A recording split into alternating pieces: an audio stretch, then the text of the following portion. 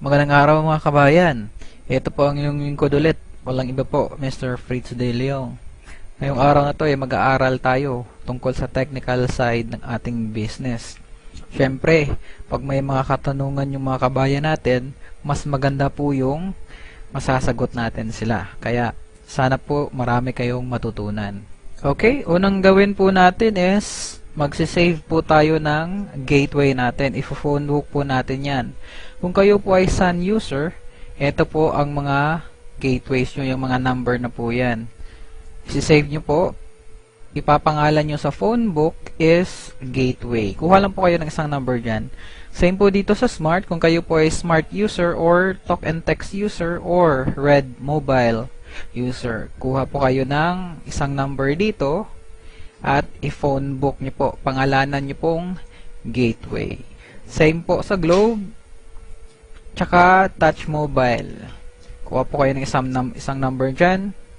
I-phone book nyo. Pangalanan nyong gateway. Unang prosesong pag-aaralan natin is paano po mag-load. Ito po yung pangkaraniwang unang tanong ng ating mga bagong business partners. Okay? Ganito na pong gagawin natin. Meron po tayong commands. Ito pong commands na to ay yung LX load command. Alright? Gagawa po tayo ng message. Alright? Tatay po natin itong message sa ating cellphone. LX space load space Technopreneur ID. Ito po yung ID number nyo.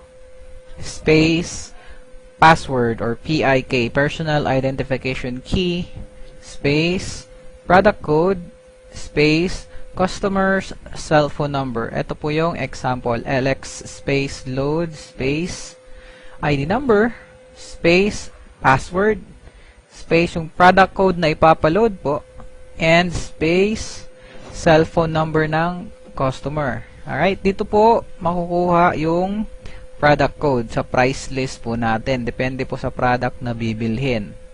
Ganito po yung common human error. Nalalagyan po ng space dito. May extra space po dyan. Alright? Pag-load nyo po sa customer, hindi po yun siya maloload kasi merong sobrang space. Kaya make sure walang sobrang space in between or dito sa huli na hindi po natin minsan nakikita. Yun lang po pinaka-importante doon. Pag tama po yung commands natin, okay, make sure isasend natin yung command na yan sa gateway po. Alright? Pag send nyo dun sa gateway, pag tama yung commands, automatic maglo-load agad yun, walang delay.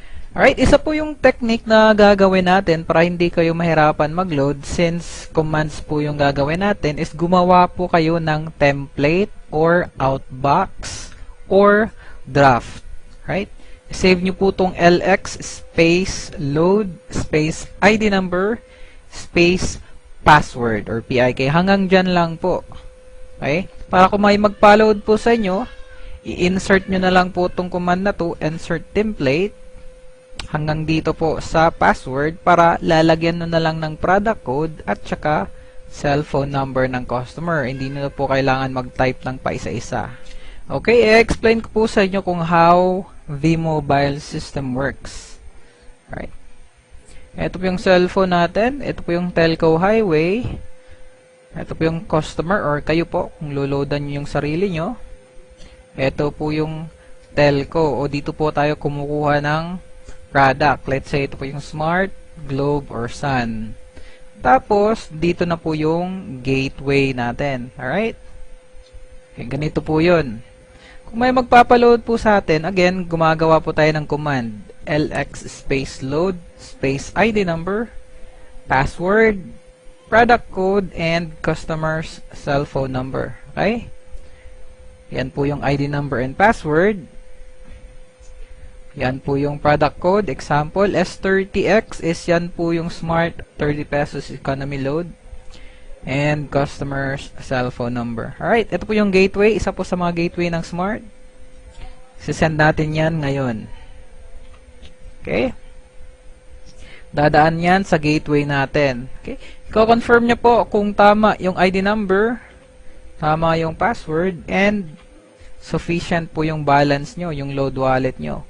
Pag kumpleto po yun lahat, kukuha na ngayon siya ng produkto sa telco, sa smart po, since smart po yung pinapaload na natin. And then, pag confirm po ng telco, loadan niya ngayon yung customer mo. Alright? Loaded. And then, si telco magko-confirm sa gateway natin na si customer is na-loadan na. Okay? And then, yung gateway natin is magko-confirm po sa atin. Ito po, one new message from LoadExtreme. Magko-confirm siya na na-loadan na po yung customer natin. Again, make sure ng commands na ginamit natin walang sobrang space. Okay? Alright, recap lang. Make sure wala pong sobrang space dito sa huli or sa mga gitna ng commands. Hindi po natin namamalayan kasi pag sobrang space, pag nagsobra yun, hindi talaga maglo-load yung system natin. Ito po yung usually na nangyayari kapag may delay sa pag-load. Di ba po unang-unes, magsasend tayo sa gateway, papunta dito. Pag na-confirm ni gateway na tama yung information, right?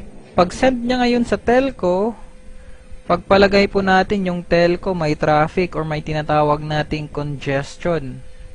Right. Possible po nag-upgrade yung telco office or meron po silang maintenance kaya po lahat ng text messages nata-traffic. Pag ganun po yung nangyayari, syempre hindi po makapag-load sa customer, hindi po darating muna yung load sa kanya. Kasi po nakapila yung command natin. Alright? Kailangan po nating intindihin na yung system natin ay para pong highway. Right. Pag hating gabi po tayo pumupunta ng downtown, syempre mas mabilis po kasi walang traffic. Pero pag rush hour po, matagal pong hihintayin natin sa highway kasi po traffic. Same lang po yung sa commands natin since text po yung command natin at traffic po dito sa telco. Alright? And minsan din kapag may maintenance si telco, kailangan din pong mag-maintenance ng system natin kasi po hindi pwedeng mabilis yung system nila sa atin mabagal. Dapat po pantay yung kabilisan ng ating system at saka yung telco system. Okay? And yung system po din natin, paminsan-minsan kailangan po din niya ng maintenance. Stable po yung system natin, kaya lang po mas mainam na po yung parating nagme-maintenance.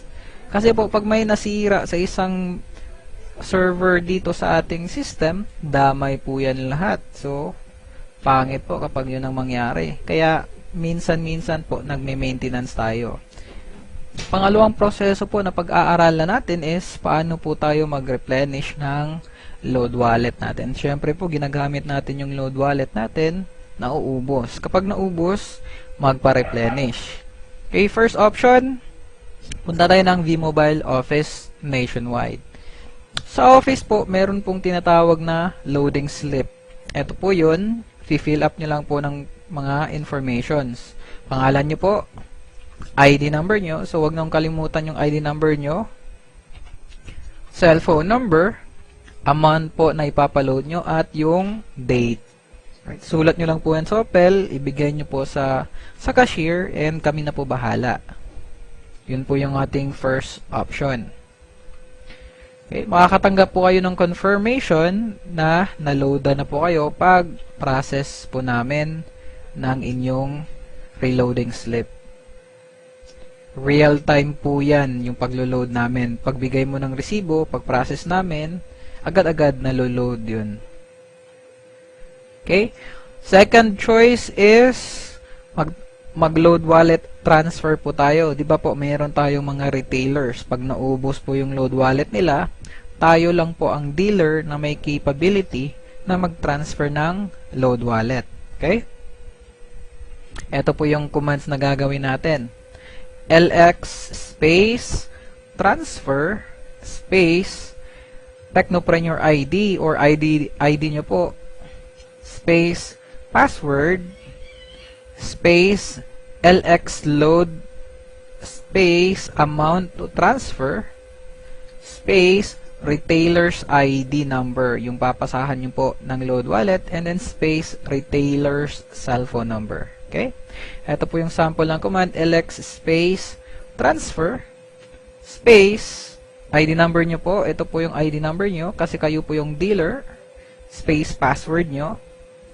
Space lx load command. Space amount is 500. Space ID number ng transferan nyo ng load wallet. And then space yung cellphone number nila. Again po, common human error. Make sure na walang space dito sa huling command.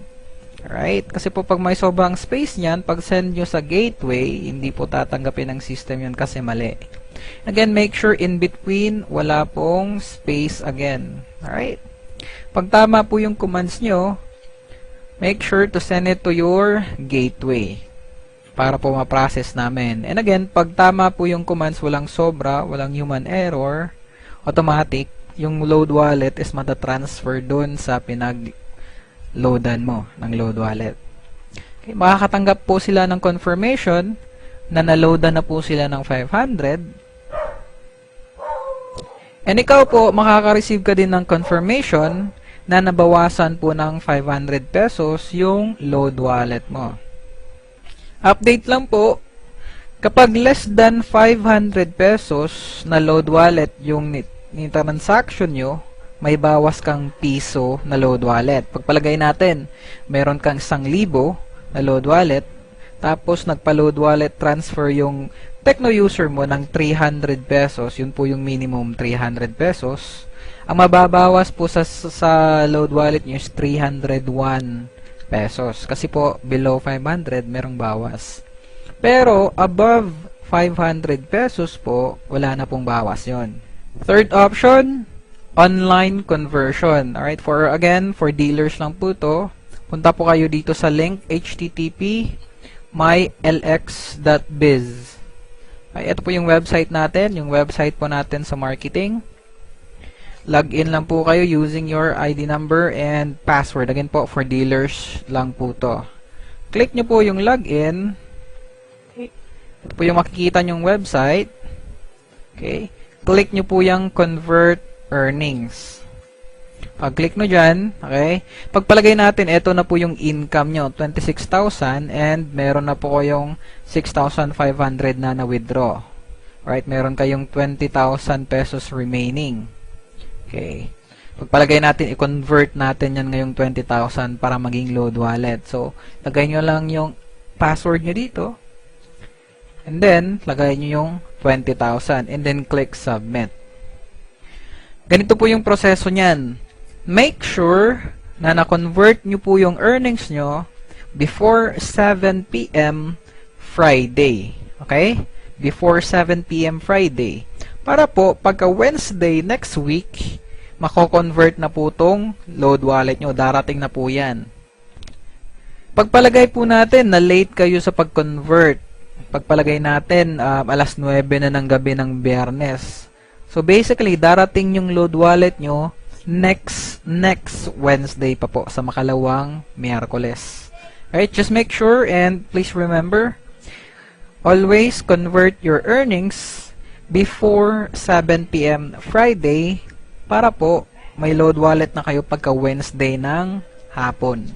And ito po yung last option natin for fourth option, bank account deposit. Okay? Meron po tayong mga bank account ng V-Mobile sa mga accredited banks. Ito pong first, Union Bank of the Philippines. Ito po yung account number. Sa BDO po, ito po yung account number. BPI, ito po yung account number. And then Metrobank, ito po yung account number.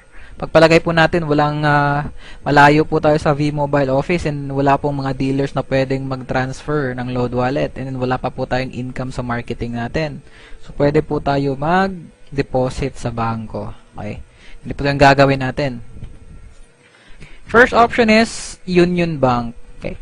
Make sure, kapag Union Bank po yung ni-deposit nyo, make sure to get the bills payment slip. Right? Ito po yung mukha ng bills payment slip. Okay, make sure to get this one. Okay, lagay nyo po sa information company or institution na pagdedeposituhan nyo or babayaran nyo is V-Mobile Technologies. name nyo po. And then, account number or reference number is your vMobile ID. Okay?